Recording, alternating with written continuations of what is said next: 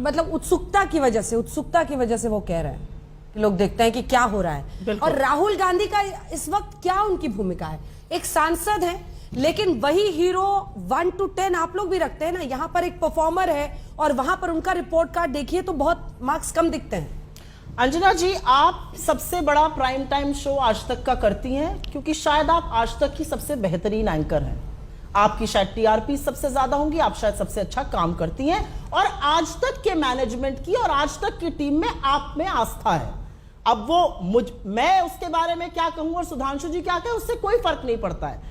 Congress party Rahul Gandhi को अपना moral compass मानती है। मैं कांग्रेस की एक वर्कर हूं, मुझे लगता है राहुल गांधी जी मेरे मॉरल कंपस है, और एक वजह से कहती हूं। राहुल गांधी जी 280 कैरेक्टर की एक ट्वीट करते हैं ना, तो पूरी की पूरी सरकार जो है वो हिल जाती है। मंत्री आकर झूठ बोलने लगते हैं। स्मृति जी ने जैसे अभी हाल ही में पकड़ी गई झूठ बोलते हुए, ड्रामा क्वीन बन चुकी है। उन्होंने बोला था वहां नहीं गए थे विवेकानंद जी क्यों, और सबने तस्वीर देखी थी। Amit Shah G T shirt याद करने लगते हैं, भूल जाते हैं कि देश में क्या चल रहा है। इनके बाकियों के बारे में अब मैं चर्चा नहीं करना चाहती थी, मुझे लगा वो बात को हटा देना चाहिए, लेकिन आपने कहा भारत जोड़ो क्यों। ये एक तस्वीर है, ये आपके एक कोलीग हैं डॉक्टर पात्रा, उन्होंने 5 साल की बच्ची, ये 5 साल की एक बच्ची की तस्वीर है जो राहुल जी का हाथ पकड़कर केरला में चल रही थी। उसकी वेशभूषा पहचान कर उन्होंने बता दिया कि ये लड़की मुसलमान है और राहुल जी ध्रुवीकरण कर रहे हैं। एक 5 साल की बच्ची में अगर आपको धर्म और नफरत नजर आती है, इसलिए भारत जोड़ने की जरूरत है।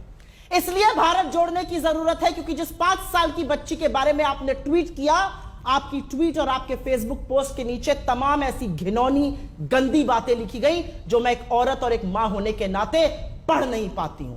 एक 5 साल की बच्ची को देखकर आपको इतनी धर्मांधता, इतनी कट्टरता, इतनी नफरत आती है। चलिए अब मैं आपको बताती हूं, आपको यह बच्चा कन्हैया बना राहुल जी से मिला, वो क्यों नहीं दिखा? यह छोटा सा बच्चा कन्हैया बन के मिला था। एक और तस्वीर है, यह बच्ची की सैंडल निकल गई थी, राहुल जी इसकी सैंडल की स्ट्रैप लगाने लगे, यह आपको नहीं दिखा क्योंकि इस लड़की ने हिजाब नहीं पहना था, यह मुसलमान नहीं थी। यह छोटी सी बच्ची एक फूल देती हुई आपको नहीं दिखी। ऐसी तमामों पिक्चरें हैं, यह निश्चल हंसी, यह बेखौफ हंसी बच्ची की आपको नहीं दिखी।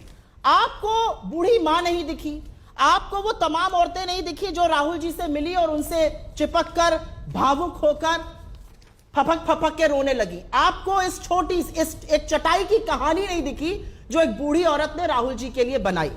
अब मैं आपको बताती हूं भारत जोड़ने का, आपने एक डायरेक्ट सवाल मुझसे पूछा। आपके जो कोलीग हैं, मुझे नहीं पता उनके आपसे क्या संबंध है, 2008 में डॉक्टर पात्रा जो थे, उन्होंने काउंसलर का चुनाव लड़ा था सभासद का दिल्ली में।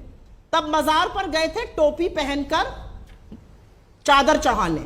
ये कौन सा तुष्टीकरण कर रहे थे? और ये है देश के प्रधानमंत्री। एक नौजवान था, वो आया राहुल जी के पास और उनसे ऐसे गले मिला। ये है देश के प्रधानमंत्री।